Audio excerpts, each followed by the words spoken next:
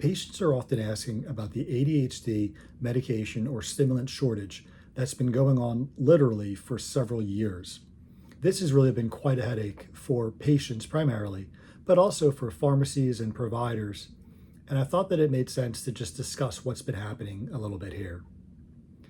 We've seen in the last several years really an explosion in telemedicine and in availability of psychiatric treatment for patients throughout the country. Increased access to mental health services is really a wonderful thing.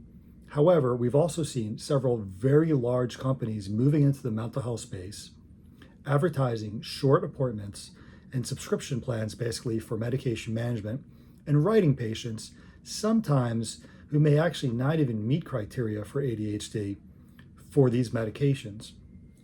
The government's actually been investigating several of these companies, and executives have even been arrested at some of these companies. But what's happened is there's really been an increase in the number of prescriptions that are written. And unfortunately, in my opinion, many of these prescriptions are not actually for patients that need the medication, but some of them are. You also have, because of telemedicine, more patients being able to have appointments and to treat their medical condition of ADHD, which is really, again, a positive thing. Additionally, several of the manufacturing companies that make ADHD medications have either been slowed down or even stopped by the federal government or governmental agencies because of practices that may not have actually been legal or very questionable going back to the opiate epidemic. It's important that companies practice within moral, ethical, and legal guidelines. However, some of their practices in the past have caused them to be shut down until they can prove, or until the government, these agencies, feels comfortable with them producing these medications again. So you have a decrease in supply and a huge increase in terms of the demand because of the availability of these medications. Then you also have the larger companies, like I mentioned, who I think maybe some of them taking advantage of this situation and maybe even doing more harm than good.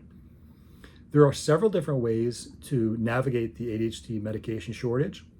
And primarily, I think it's very important for people to understand that just because you take one medication, let's say that you take Vyvanse or Adderall XR, it doesn't mean that you necessarily have to remain on that specific medication, because there are many different medications that are actually different formulations or extended formulations of those same medications that are branded or that actually do have availability.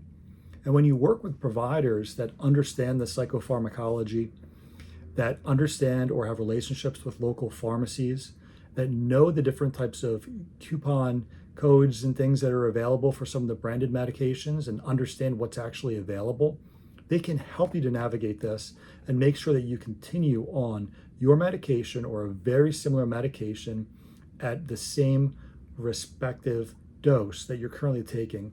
And because the medications are often very similar, or should be very similar, you should have basically the same side effect profile and the same effect as the medication that you typically took or that you're having difficulty filling.